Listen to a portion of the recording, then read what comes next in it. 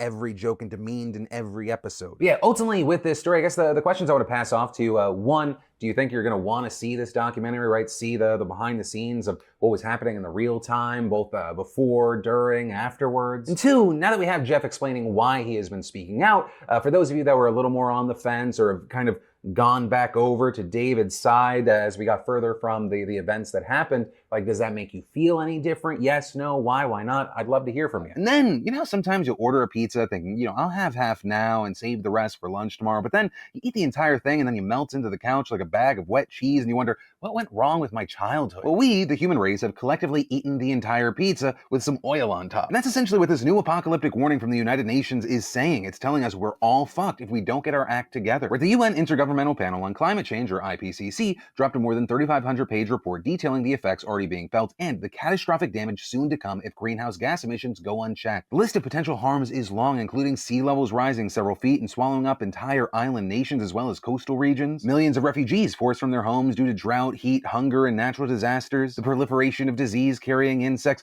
the eradication of coral reefs, and extinctions of species, with a 2 degrees Celsius rise in global temperatures putting 10% of all plant and animal species at high risk, with a report warning that humanity cannot afford to wait one more day to take action, otherwise we may miss the brief and rapidly closing window of opportunity to secure a livable and sustainable future for all. And adding that climate change is already causing dangerous and widespread disruption to the natural world and billions of people. Right, so far, humans have pumped more than 1 trillion tons of CO2 into the air that we all breathe since the late 19th century, and global temperatures have risen over 1 degree Celsius. So even if we all vanished off the face of the earth tomorrow, figurative and literal fires are still burning shit down, like the acidified oceans that are killing fish or the wildfires and hurricanes wrecking ecosystems. And the report stresses that climate change is not and will not impact the world equally. Poor countries will suffer the overwhelming bulk of deaths and displacement from the worst case warming scenarios, which is extra fucked up when you consider how those same countries are responsible for a tiny sliver of greenhouse gas emissions compared to richer ones. Plus, they have the fewest resources to adapt to changes, so while wealthier cities like New York can likely protect themselves somewhat with infrastructure and economic aid, those in Bangladesh or Indonesia are less lucky. And in response to these findings, the UN Secretary General said, "I have seen many scientific reports in my time, but nothing like this." And adding, the facts are undeniable. This abdication of leadership is criminal. The world's biggest polluters are guilty of arson of our only home. And the report concluding that the only way to stop the worst case scenario of global disaster is to overhaul energy systems, redesign cities, and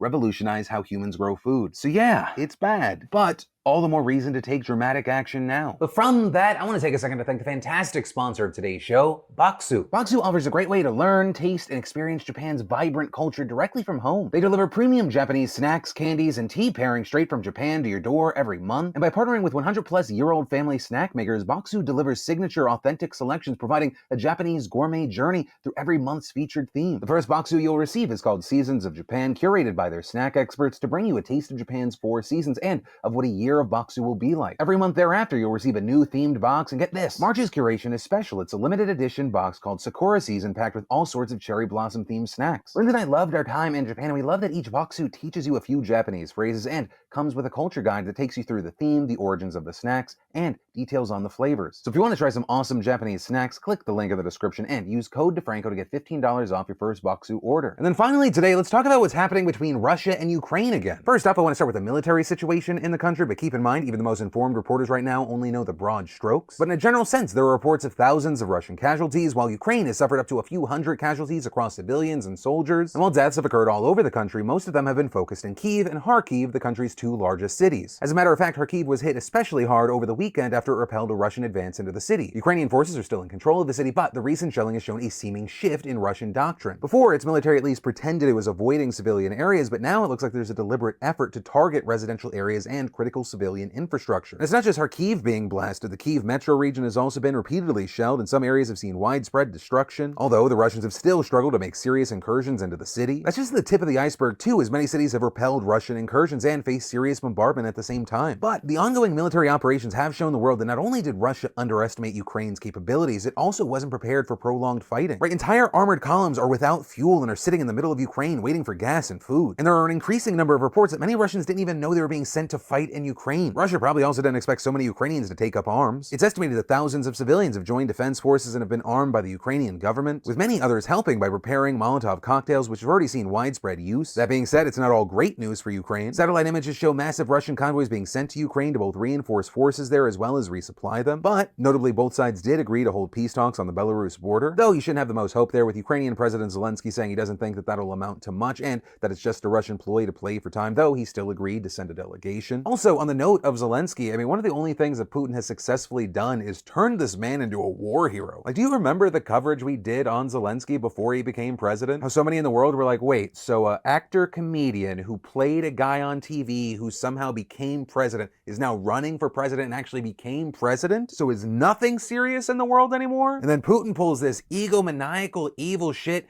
and Zelensky has balls of steel around every corner. Like, he was already popular in Ukraine, but he's now been raised to the status of international war hero. Right? People pointing to things like his refusal to leave Kyiv despite the fighting there and being Russia's #1 target, even having refused an offer from the US government to evacuate him to safety, saying, I need ammunition, not a ride. And it's hard, even as an outsider, as a non-Ukrainian, to watch his speeches, whether it be the more official kinds or one where he's just holding a phone, and not feel inspired by this man speaking to his people. It's like Zelensky is proving to actually be what Putin wants to be perceived as. And so with this, Zelensky is using his newfound respect and international spotlight to try and get as much support as possible. Where Ukraine has asked for donations to help fund the war, leading to millions being sent to the country. Even Elon Musk answering a call from the government to supply them with Starlink systems to keep the country's internet going. On top of that, Zelensky has asked pretty much anyone with military training that's willing to come to Ukraine to fight. But he's also been pleading for more military and economic aid from other nations, going as far to ask the EU for fast-track membership as of this morning. Where you see him signing the papers, and while it's unclear that the request is even going to be considered, in many ways the EU has been at the forefront of helping Ukraine. All EU members have called for increased sanctions and closed their airspace to Russian airplanes. Yesterday you had the bloc moving forward with plans to finance the purchase of 450 million euros worth of arms for Ukraine. Also beyond the EU, I mean, you look to Switzerland and Sweden, both breaking their history of neutrality, Switzerland promising to sanction Russia, Sweden offering to send weapons to Ukraine. And while weapons are obviously important in a war, sanctions might end up being what brings Russia down. But the EU, US, China, and many other developed nations have imposed extreme sanctions on Russia aimed at things like blocking access to important technologies, all the way to blocking the ability of its banks to use the world economy. Right, and that is where we're going to be talking about SWIFT again. Right, SWIFT is a platform that makes it easy for banks to send money to one another, and the effort from the EU, US, and Japan to remove Russia from it will be a massive blow to its economy. Plus, I mean, with already existing sanctions and the concerns about what is coming, Russia's economy is taking a massive hit right now. Their currency is essentially in a free fall. It's so bad that Russia refused to open its stock market today to stem the bleeding. Though I think it is important to note here that while all of these sanctions are aimed at stopping the government's ability to wage this war, it is important to remember how it's affecting everyday Russians. Right, one of the things to consider is that anyone who works with a foreign company could have trouble getting paid right now. We've already seen issues and controversies popping up with Twitch and OnlyFans involving payments cut off to Russian creators. But I mean, all of this so far, it's been devastating for Russia. Putin seems humiliated, which is likely why you had Putin publicly announcing that he's putting his nuclear forces on alert. That, of course, leading to fears about the possibility that Putin's going to escalate this situation, right? Will he actually use these weapons rather than just lose? Which is something that actually led to the Ukrainian ambassador to the UN saying today, if he wants to kill himself, he doesn't need to use his nuclear arsenal. He has to do what the guy in Berlin did in a bunker in May 1945. But ultimately where I'll end this story today, because I know that I've seen a number of people saying,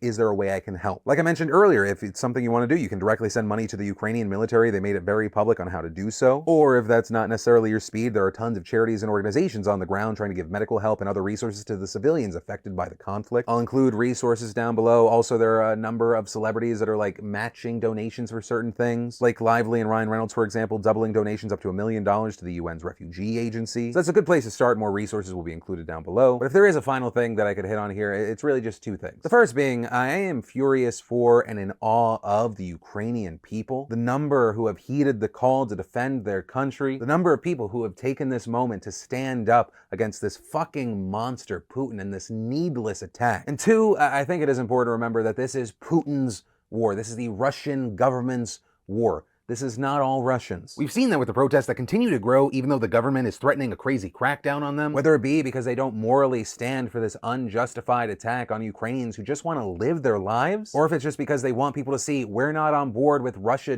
doing this and also ruining our country in the process. These actions from Putin are that of a desperate, sad old man, a monster furious that the world will not marvel at his greatness. But the only legacy this monster is really going to leave is the near universal sigh of relief and cheering that follows his death. But ultimately, that is where this story and today's show ends. Of course, let me know what you're thinking in those comments down below. But as always, my name's Philip DeFranco. You've just been filled in. I love yo faces, and I'll see you tomorrow.